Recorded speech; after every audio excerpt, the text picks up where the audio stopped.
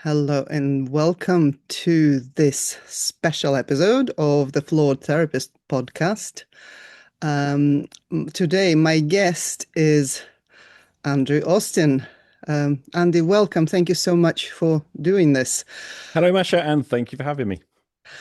I know you're not a novice to interviews and podcasts, and I hope this will be a little bit different, a little bit more interesting, as I would love to get into nitty-gritty of what's actually difficult about being you as a therapist.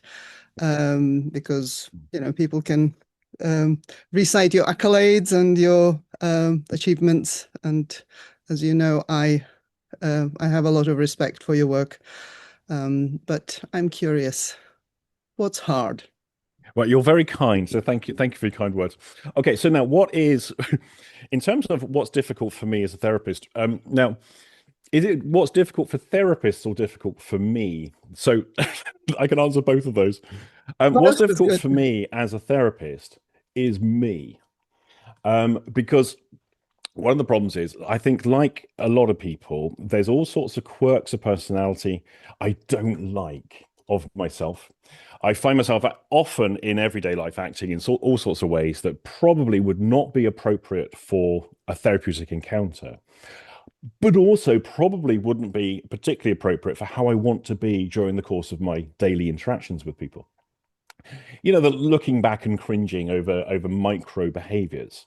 Now, that, and I call them micro social behaviors. They're social interactions, wrong tone of voice, wrong intonation, wrong emotional component brought to the response set. And they're not Fantastic. necessarily ideal. Now, No. the problem is if we do that in a therapeutic encounter, then that becomes problematic potentially to the interaction, assuming the other person is even aware of it. But then we also have the retrospective post-session analysis that we can run in our heads where we think, oh my, I can't believe I said that. So now, what that then brings into is the need for what we would have as an individual professionalism. And so, as an individual trying to be professional, there are certain behaviors I have to inhibit. Now, the problem with that is, as most people I'm sure will be familiar with, we try and inhibit a behavior, we give it strength, and it Okay. just wants to come popping out. So I think that's the basis of most of the problem. And I think also that I think that's probably a very common problem that is shared with other people. Now, the flip side of that, and this is why I think it is a problem for other people, is we end up with heavy professionalism brought in.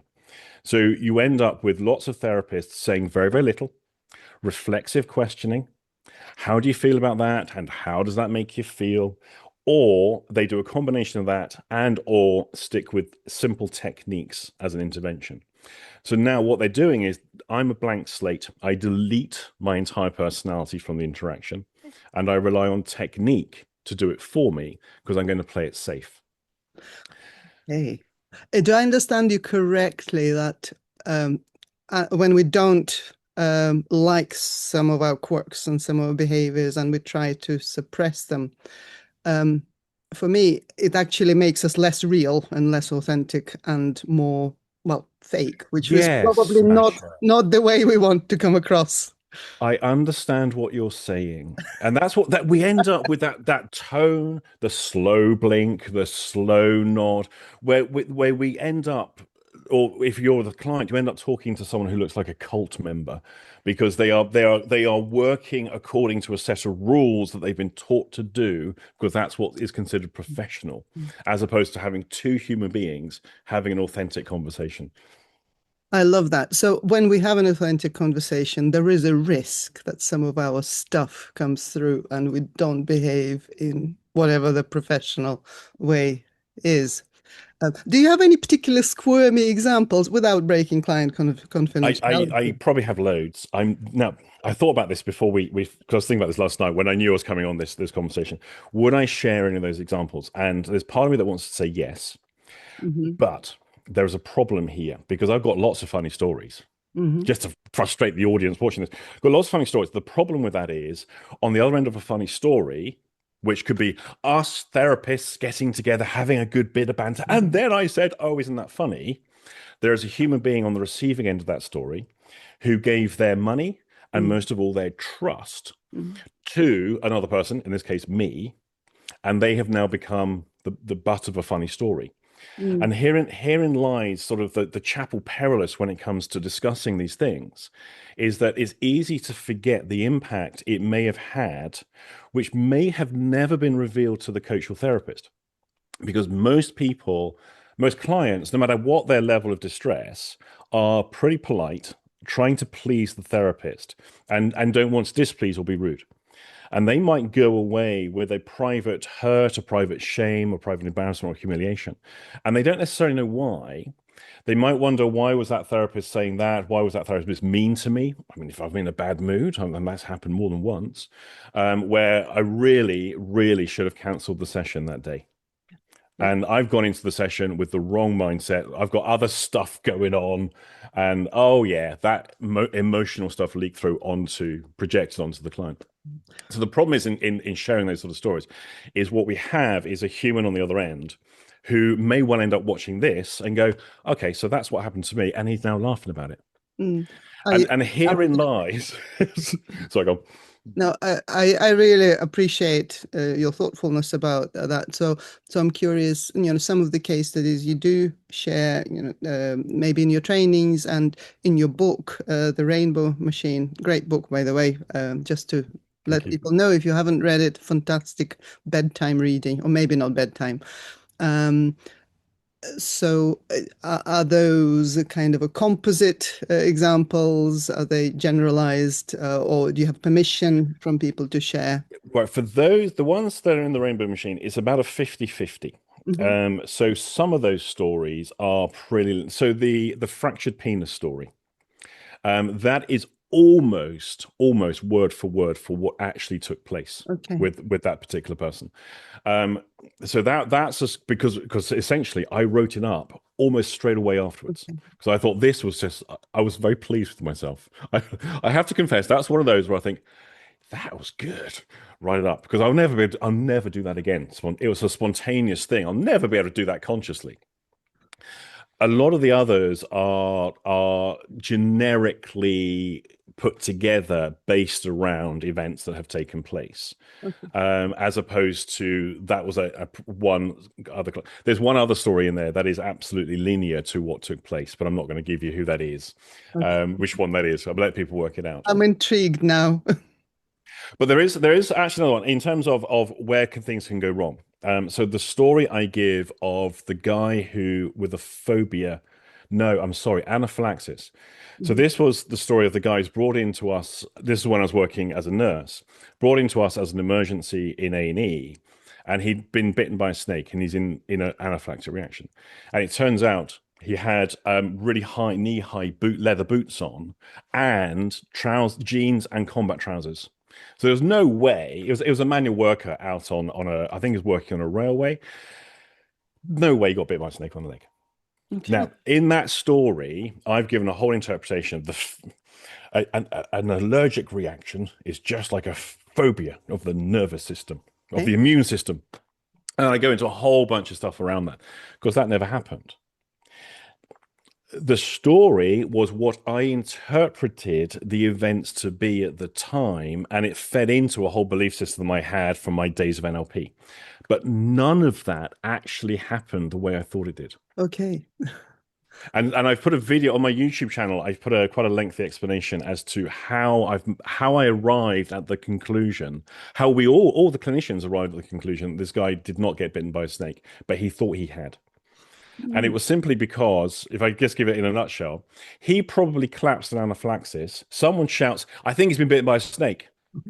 That now gets reported to the first responders and gets noted, and that information gets passed along the chain with the patient. And so it's been written down a few times by the time we receive him.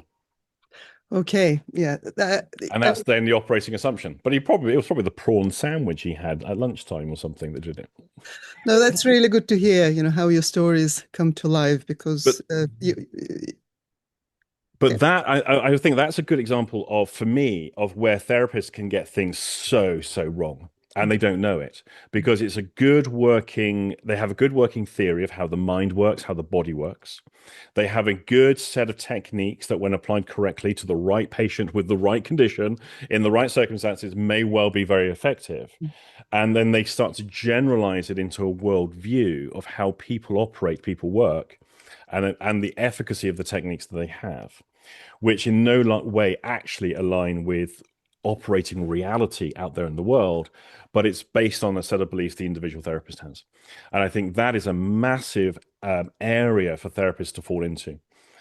I was looking on one of the forums, actually on Facebook. It's the hypnotherapy group where people are talking about soul release therapy, and then they've got people talking about demons, and these are therapists. Now they're going now into the world of religion and how they are basically, despite the fact they're thinking of themselves as therapists, now operating as exorcists upon other people. And the debate and discussion there is reinforcing the worldview that these entities and all the rest of them are real. Now, where we have now is, are we now always in danger with therapy because of the subjectivity of it, straying into faith-based practice, which now is into the world of religion, which that chapter of me talking about allergy being a phobia of the immune system is nonsense, but that's a demonstration of faith-based practice. Yeah, one of the things that I've learned from you that I really value is the importance of kind of not making assumptions and not trying to fit whatever my technique of the day is to the client, and the actual structure of their problem is more important than my favorite technique at the time.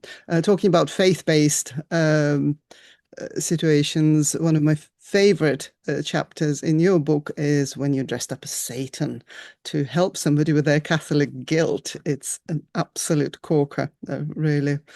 One of my favorite moments in the book. Now that, as an example, that one, the way the story is written, that's pretty accurate for what took place. Now, just to give it a context for people who haven't read that particular story, where I used to live, there was a fancy dress hire shop literally yards just up the road from where I was living. So I had easy access to costuming. And I quite see in the back. I quite like costuming for various activities and various things.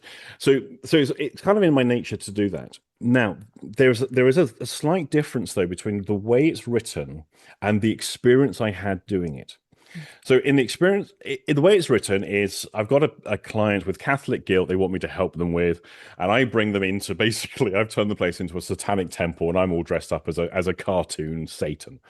And you have to bear in mind the person who I'm seeing would have found that funny and acceptable despite the horror it brings them. They go, oh shit, I might have made a mistake here. So it's not like I would have just done that with anybody. There's a selection criteria of when I would do that. So I've got almost like the permissions within the dynamic of that interaction to be doing that in the first place. But the other one, the way it's written is, it's like I know what I'm doing and I'm super, super confident. No, I'm absolutely horrified at what I'm doing at the time. And internally, the level of insecurity that I'm experiencing was awful, because I'm beginning to doubt as the clock is ticking and I know persons arrive. I'm beginning to doubt if I've done the right thing. I'm beginning to question myself as to whether I'm just some kind of idiot and this is not going to be in any way anything sensible. So I don't know how things are going to go. And throughout the entire interaction, I am filled with insecurity. So it sounds like I deliver these things with great confidence and all. That's just the writing style. No, often I will do these things with extreme apprehension.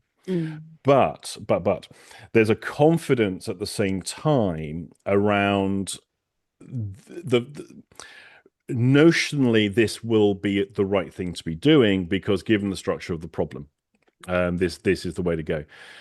The downside of it is when people read this, there is an assumption that that's what all my sessions look like.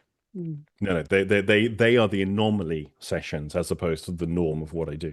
It's fascinating to hear, and I really appreciate you sharing this, because people generalizing, people generally do see you as very confident, maybe even arrogant at times, and Arrogant, definitely. Yeah, I won't deny that. yeah, uh, and sometimes controversial. So, but I have seen on quite a few occasions in the trainings when you're doing demos and some of the stories you tell, how you actually take a risk, a personal risk, in order to make sure that whatever the intervention is will fit the client. Well, a risk of kind of being disapproved of or criticized or people staring at you uh, in a way that maybe not pleasant. And I've really, really appreciated that about your work, that you prepared to risk whatever reputation in order to Right. deliver good um, good experience and good healing experience to the client and good results. So I really, really respect that. An important component within that, when taking a risk, the risk must never be a risk to the client. Yeah, yeah, I get it. That is the Yeah, absolute. I just wanted to clarify yeah. for viewers. That's the absolute important thing. I'm happy to take a social risk for myself. Mostly, it's got easier as I got older. And it's got easier as I got older, mostly because I've learned what happens when it goes wrong. Mm, mm, And often when it goes wrong, do you know what happens? Absolutely nothing. mm, I might have somebody make a big thing on Facebook about me. Oh, they do that anyway. I might have someone write a blog about me. They do that anyway. And what are the consequences to me when people do that? Not a lot. Not much at all.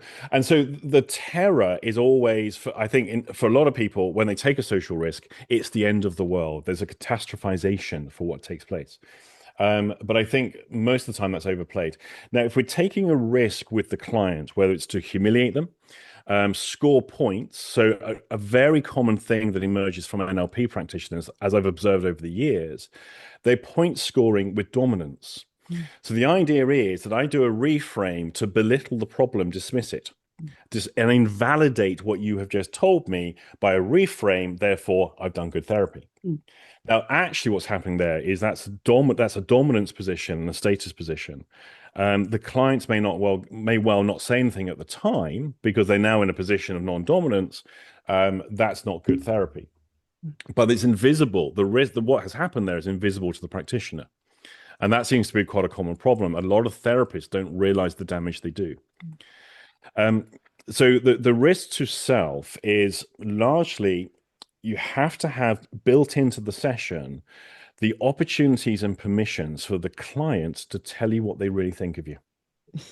I love that. That's great. And the way we have to do that, the only way that can be done is we've got to get away from all that yes set, all that prompting, the slow nod, the gentle way of speaking, and the soft voice that basically says, I'm in complete control of the session and I'm in complete control of this relationship because I'm under control. And it's not, it's an act, it's performative.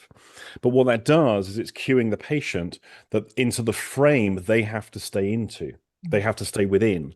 And so they now they can't communicate honestly with the therapist.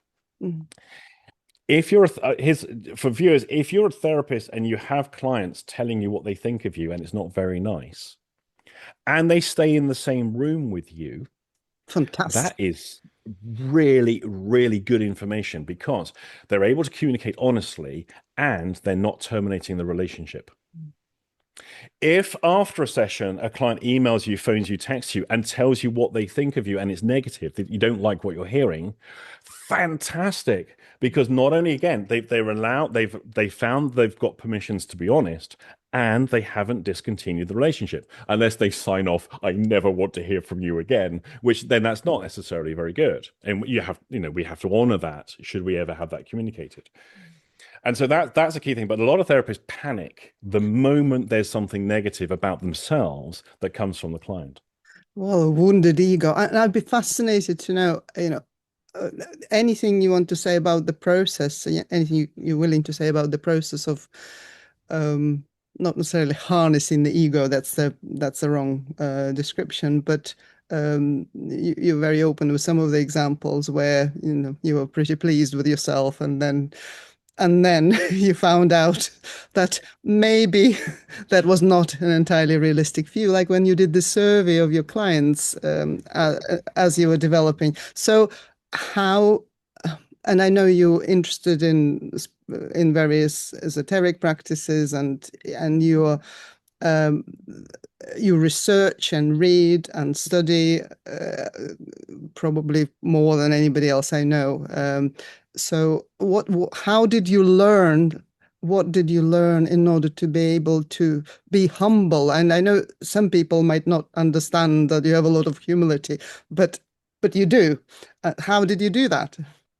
Honestly, I think the number one thing there is simply getting older. Mhm.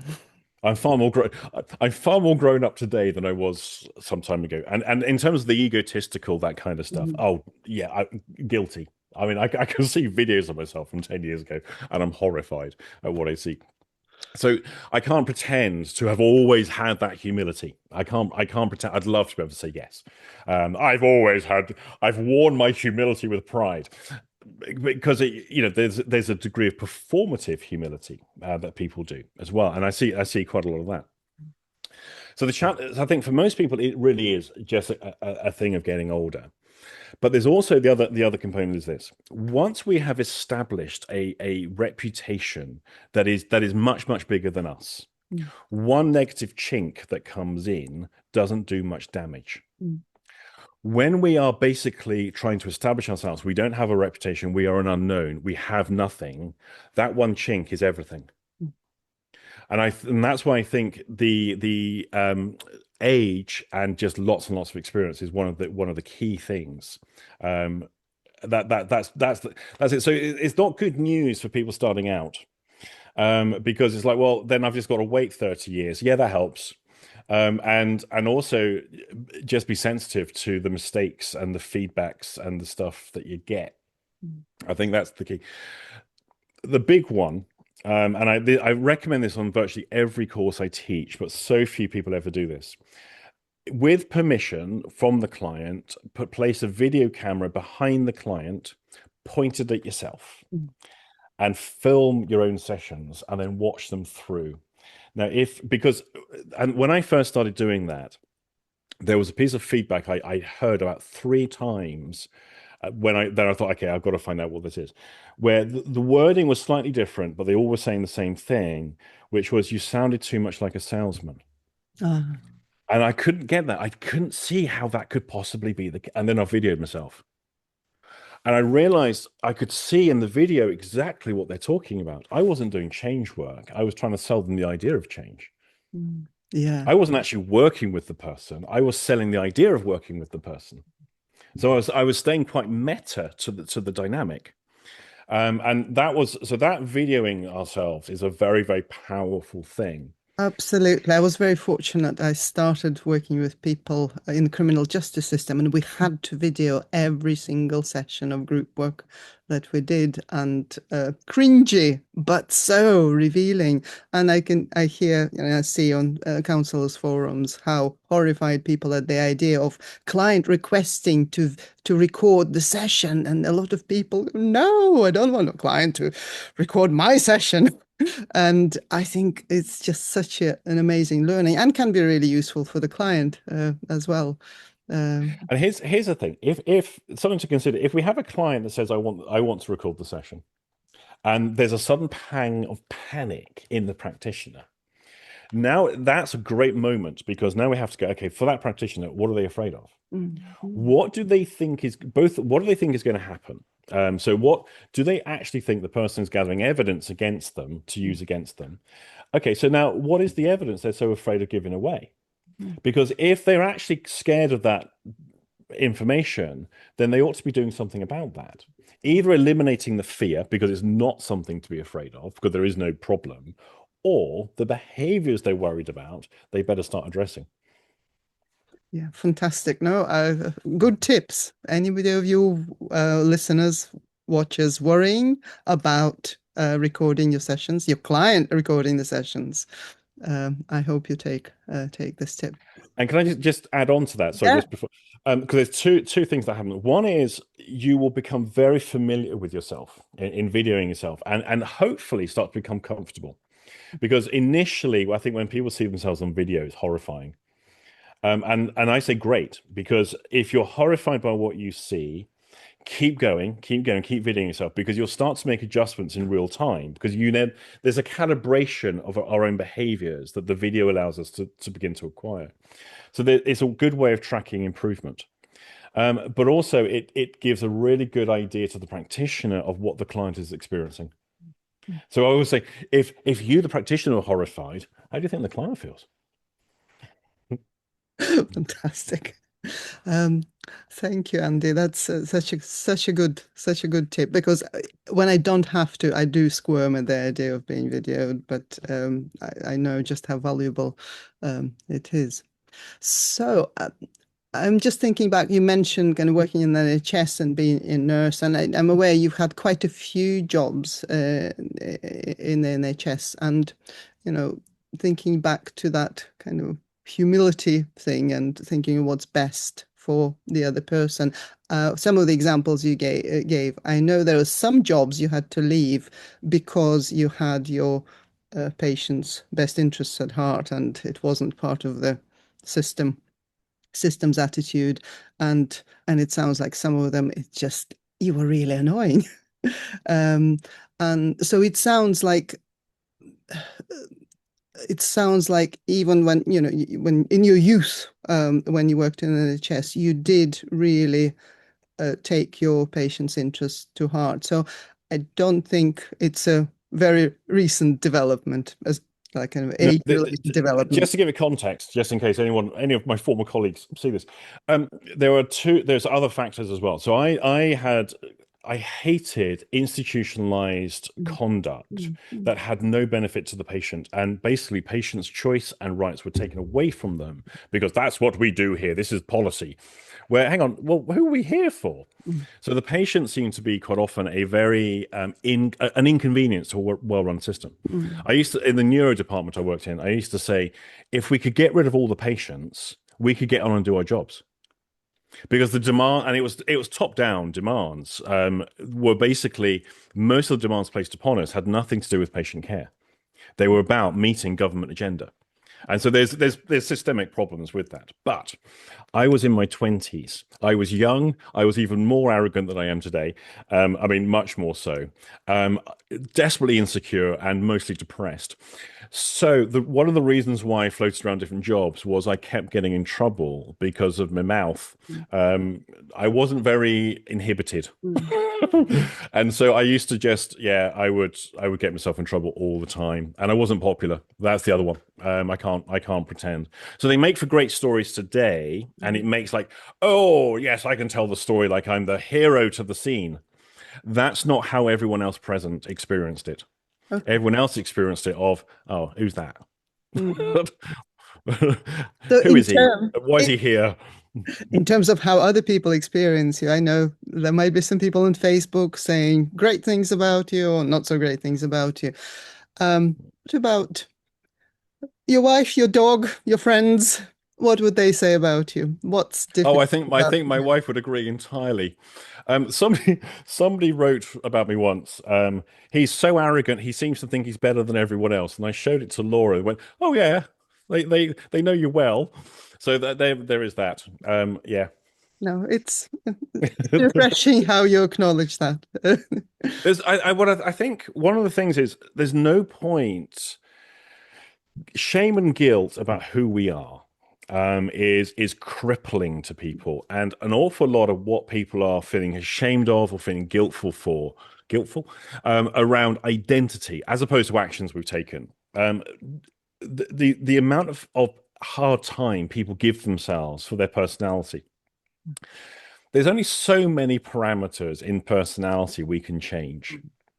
And there's others we can lean into and turn into a performance, which is largely, I can't deny there's a lot of that I do when I'm teaching and stuff like that. There's a degree of performance that goes on, and in marketing as well.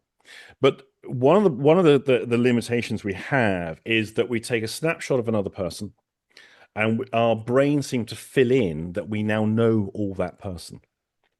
And the social media age has reduced it down that literally now, what is it, 80 characters on a tweet is enough for entire nations to turn on an individual because they said the wrong ideological thing within just one sentence. So the social media has now reduced down people's assumption of the knowledge of another person. Mm. And this is a bad practice. And I would urge any coaches or therapists out there to take a much slower view in forming judgments about anybody or anything. Not necessarily about myself. As you know, I lean into the controversy because it's Yeah, great for marketing. it's your brand, yes. Absolutely, because I figured, why fight that? Why defend it? Just lean into it and have fun with it, which is generally what I do. The principle I always have is don't get into an argument with anyone on social media unless it's funny. If it's not funny, I don't do it.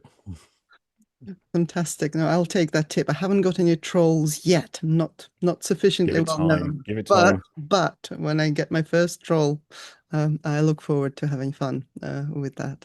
So, Andy, kind of any regrets or anything that you still wanting to change about you, given that you're very accepting of who you are and your personality, and Oh, there's there's absolutely loads I'd like to anything you're change. willing to share. Here is the problem. The in this context, in this moment, if I look into myself, I go, actually, I quite like what I've got. It's in those quieter moments of self-reflection or quieter moments when the brain just goes, hey, do you remember this? Ping! And it might be from like 50 years ago type thing. Those delightful little moments of cringe that literally not another single person on the planet remembers or maybe even noticed. Mm. But there it is in full technicolor, panoramic, hyper definition, served up. Now, is it those activities and those behaviors and traits that I want to change? No, because they don't exist. They Okay. existed in a past time, whatever time is. The one thing I'd like to get rid of is that faculty that says, "Oh, do you remember this?"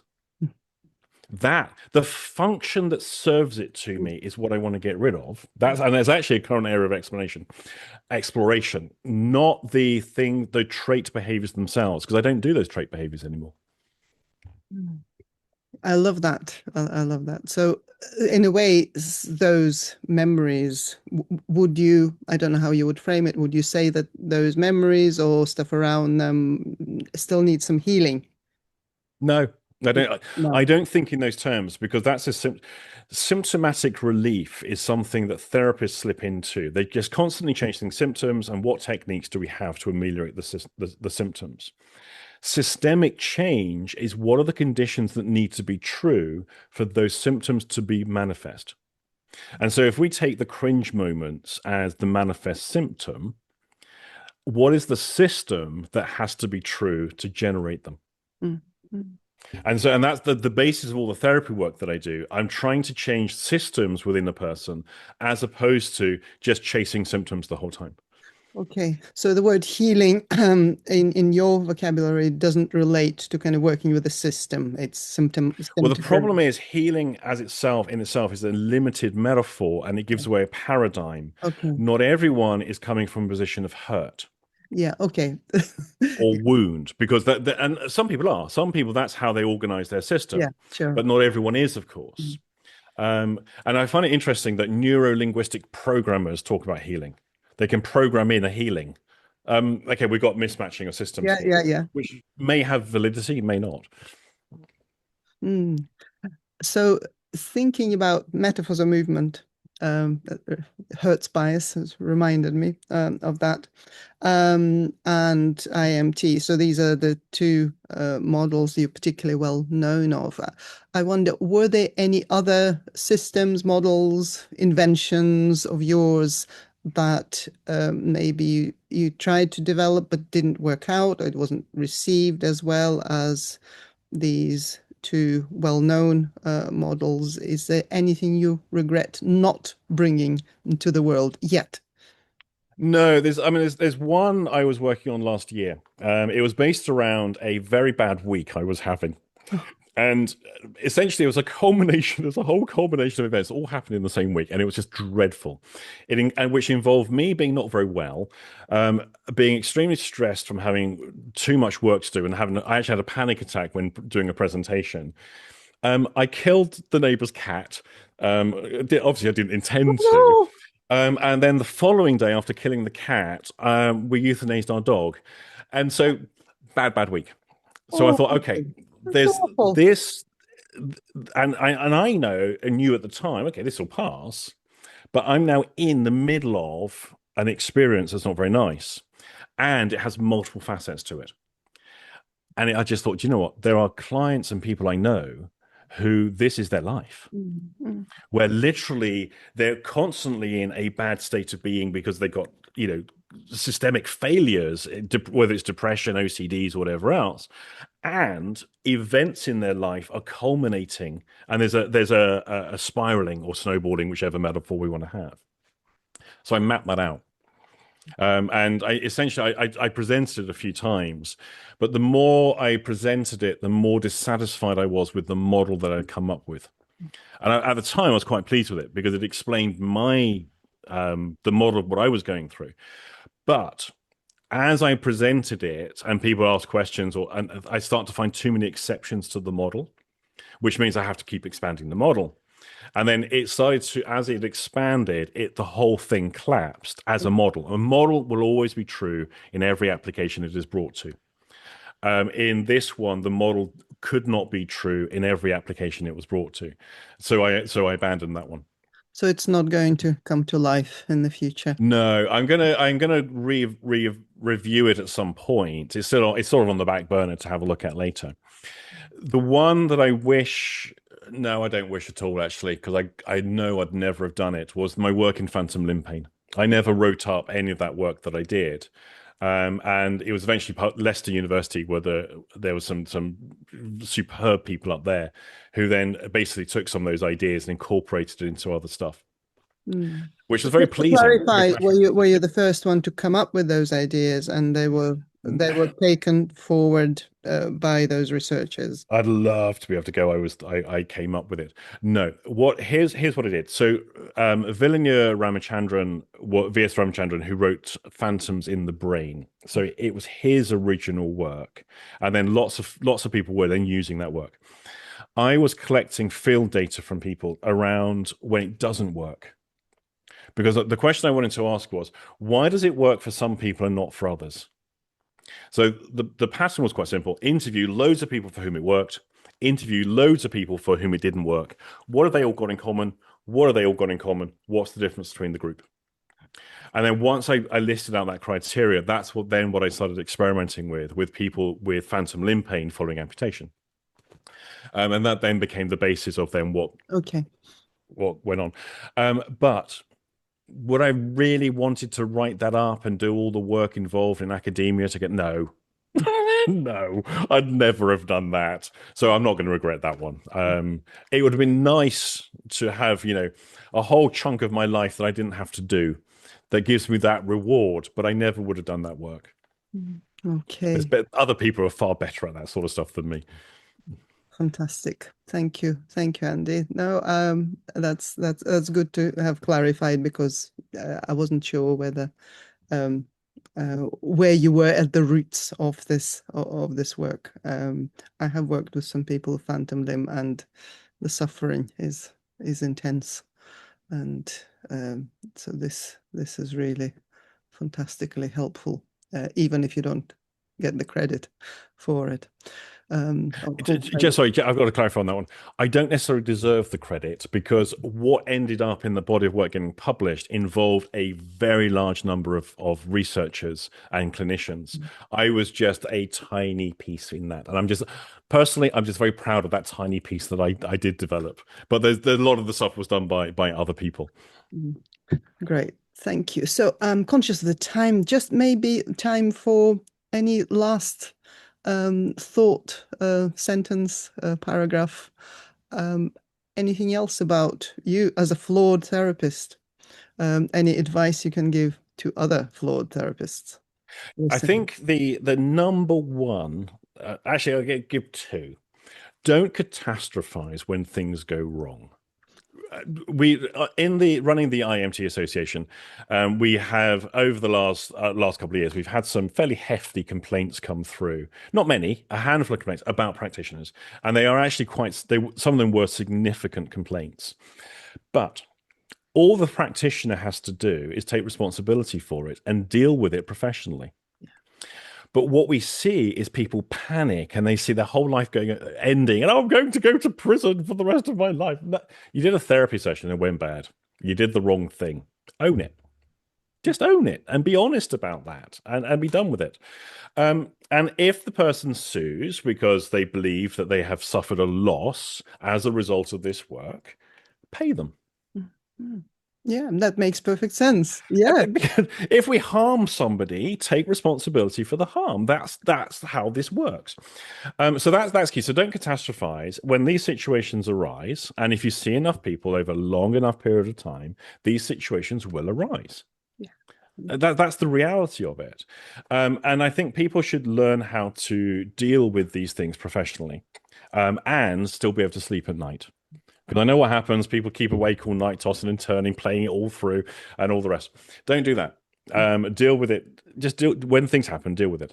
And the other one is develop a sense of humor about the work that you do, and try and bring that sense of humor. Don't make jokes, but bring a levity to the work. Where appropriate. Obviously, there's going to be times where it's not going to be appropriate.